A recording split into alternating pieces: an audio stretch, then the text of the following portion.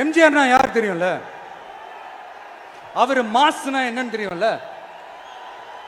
அவர் உயிரோடு இருக்கிற வரைக்கும் அந்த சிஎம் சீட்டை பத்தி ஒருத்தராலையும் நினைச்சு கூட பார்க்க முடியல, கனவு கூட காண முடியல. எப்படியாவது அந்த சிஎம் சீட்டை என்கிட்ட கொடுத்துருங்க, என் நண்பர் எம்ஜிஆர் திரும்ப வந்ததுக்கு அப்புறம் நான் திருப்பி கொடுத்துறேன்னு தன்னோட எதிரியை கூட மக்கள் கிட்ட கெஞ்ச வச்சவர் எம்ஜிஆர். எப்படி கெஞ்ச வச்சவர்? அதனால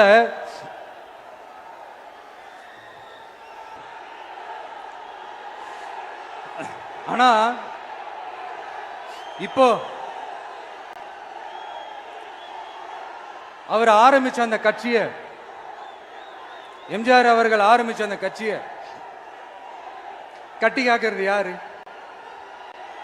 இன்னைக்கு அந்த கட்சி எப்படி இருக்குது அதை நான் சொல்லிதான் உங்களுக்கு தெரியணுமா? அப்பாவி தொண்டர்கள் அதை வெளியில சொல்ல முடியாம வேதனையில தவிக்கிறாங்க. 2026 சட்டமன்ற தேர்தலில் யாருக்கு ஓட்டு போடணும், எப்படிப்பட்ட ஆட்சி இங்க அமையணும்னு அந்த அப்பழுக்கற்ற அந்த தொண்டர்களுக்கும் ரொம்ப நல்லாவே தெரியும். அதனால என்ன வேஷம் போட்டுக்கிட்டு பாஜக இங்க தமிழ்நாட்டுக்குள்ள வந்தாலும் அவங்க வித்தை எல்லாம் இங்க வேலைக்கே ஆகாது. இப்படி பொருந்தா கூட்டணியா இந்த பாஜக கூட்டணி இருக்கிறதுனால இப்ப ஆட்சியில இருக்கிற இந்த வெற்றி விளம்பர மாடல் திமுக என்ன செய்துன்னு தெரியும்ல? பாஜகவோட உள்ளுக்குள்ள ஒரு உறவை ஒன்று வச்சுக்கிட்டு வெளியில எதிர்க்கிற மாதிரி ஒரு டிராமா ஒன்று பண்ணிக்கிட்டு, எதிர்கட்சியா இருந்தா போங்க மோடின்னு பலூன் விடுறது, ஆளுங்கட்சியா இருந்தா வாங்க மோடின்னு கொடை பிடிச்சுக்கிட்டு கும்பிடு போடுறது. இது மட்டுமா? ஒரு ரைடுன்னு ஒன்று வந்துட்டா போதும், இது வரைக்கும் போகவே போகாத ஒரு மீட்டிங், அதை காரணம் காட்டி டெல்லிக்கு போறது, அங்க ஒரு சீக்ரெட் மீட்டிங் நடத்துறது.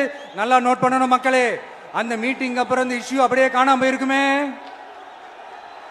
செய்திகளை உடனுக்குடன் தெரிந்து கொள்ள கீழ்கண்ட கேபிள் மற்றும் டிடிஹெச் நெட்வொர்க்குகளில் எம்நாடு செய்தி தொலைக்காட்சியை காணுங்கள்.